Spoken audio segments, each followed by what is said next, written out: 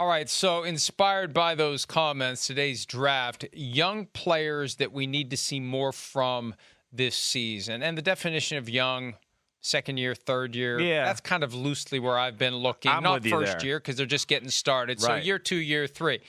Now, here's a trivia question. It has nothing to do with young players. It focuses on old players. With Tom Brady gone, there are 3 current NFL players that are 39 years old, and they are the oldest 3 players in the league. Who are they? Like, I know this is one I'm going to be so mad. Rodgers is one, right? Yes. Robbie Gould? Would he be in this? He's not on a team right now, He's so not. I'm not going to give you an Okay, for that. okay, He's not okay. on a team. All right.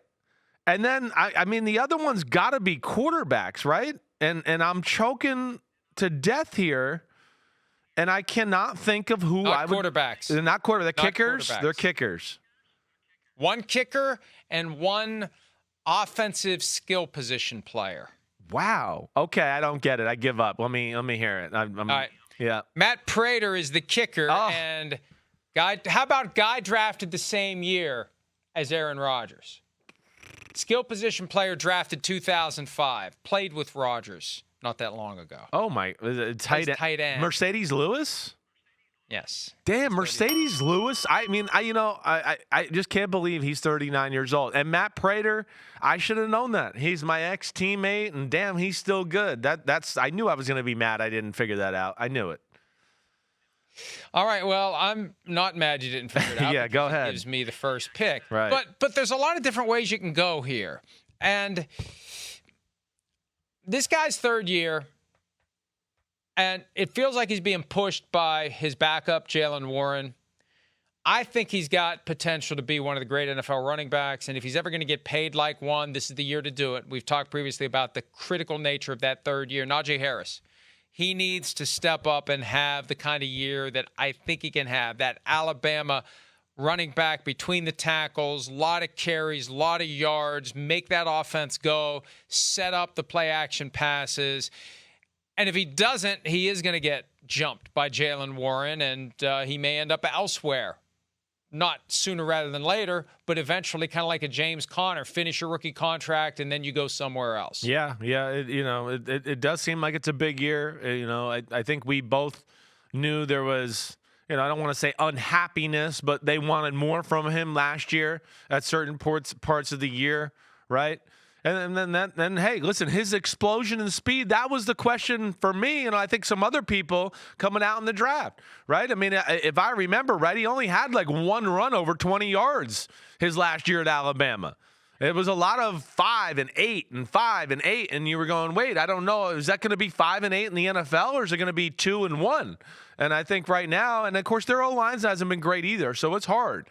But it hasn't looked what we thought it was going to look like. That's for sure. That's a good pick by you. This is the year. He still had 1,000 yards rushing last year. I know. 3.8 per carry. I know. Yep. And he's big as hell, and he's physical, and he is pretty good in the pass game too. So he's got more value than just carrying the football. I'm going to go with the number 1 pick from last year on the Jacksonville Jaguars, Travon Walker. He's a guy that, it wasn't a bad year last year, but he's the number 1 pick. It's time to, start becoming Myles Garrett. It's time to start becoming, every week you go, man, nobody can block him. There's got to be a game plan over there.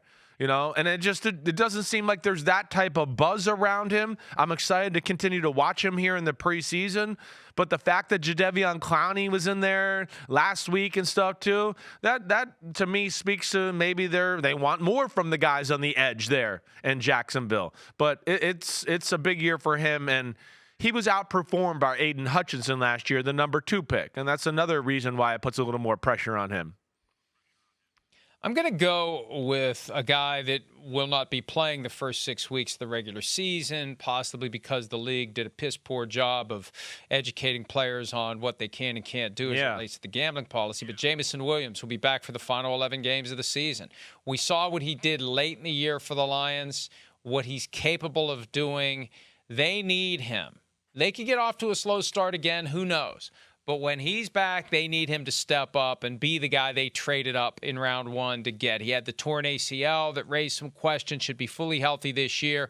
Put the suspension behind you once you're back and come and play at a high level and make everyone in Detroit feel good about the selection, even with the hiccup that resulted in the suspension. Yeah, it's tough. He had some positive moments last week.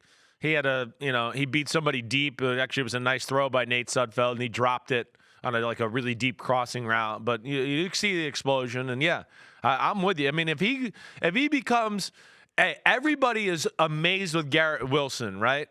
Jameson Williams, again, you go back and watch his last year in college football, you'd go, well, he's Garrett Wilson with an extra rocket up his ass. I mean, that's what he was. But he did not show that explosion last year after the ACL, and of course is probably still battling that. Now not going to get to play, and you're right. They need him to show up, Mike. That's a good pick by you.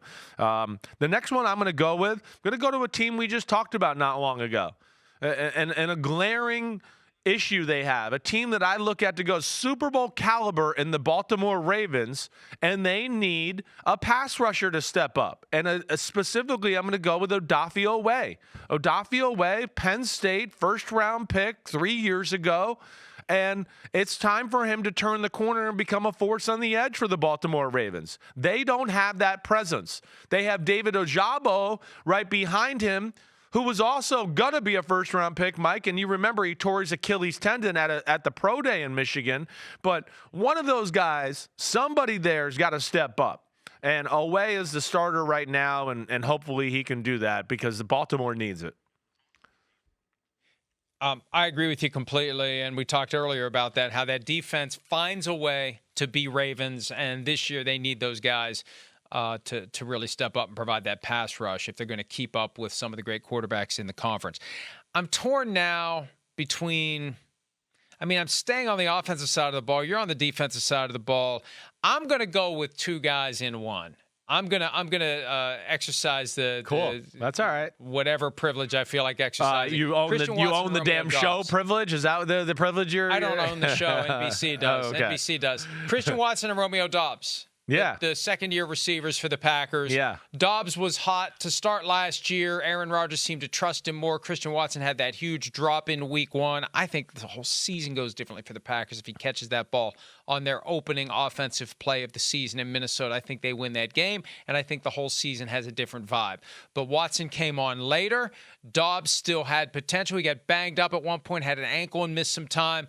If Jordan Love is going to become the guy that they need Jordan Love to be, these guys need to deliver, even though they're only in their second seasons. Yeah. They need to step up.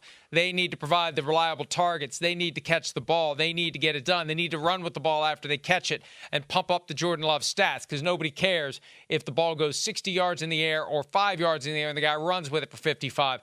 Those guys need to be solid in order for Love to be what they need for him to develop into. They were on my list too. And I have a few guys like this on my list where it's like, no, I saw a lot. Like, it was really good, like these two. I think we both would agree with that. I think we're both, what you're saying and why I would have picked them too is to go, they need to go to the next level here. Like you're saying, you got to be a little bit more of a game changer. We need more from you. It was a good start, but we need more. Like I had Jahan Dotson, the receiver in Washington, on my list for that. Like it was a good first year. I'm not trying to say he didn't show up. I'm just saying if he becomes like an awesome number one along Terry McLaurin as a number one, you go, watch out. That's going to be tough to deal with. So I like that pick by you there, man. I really do. I also had the two guys on Georgia on Green Bay on my list too, and Devontae Wyatt and Quay Walker, but I won't choose them. I'm going to go with another receiver, and that's Treylon Burks. Treylon Burks, who I know yesterday was carted off the practice field in joint practices. But he's fine. He's fine. Good okay. news. Good he's to hear. Okay. Yes. But they need him. They need him to – we know DeAndre Hopkins is there. Sure. We get it, and he'll be good. But they drafted Burks first round and got rid of A.J. Brown for him, and he's got to start to show at least that he can fill some of that void. So I look at him to have a good year. By the way, you mentioned the joint practices. Vikings and Titans practiced yesterday. No fights there. Nobody from the Titans is going to get into any fights during joint practices because you know who they have to answer to if they do. The big man, Mike Vrabel. They got to fight him if they fight anybody else. And it's probably as simple as that. Hey, if you're going to fight anybody else, you're going to fight me too. So no fights by Titans They players. laid down the law. All right. Hi, it's Mike Florio. Thanks for watching PFT on YouTube. Hit subscribe for the latest news and analysis from Pro Football Talk.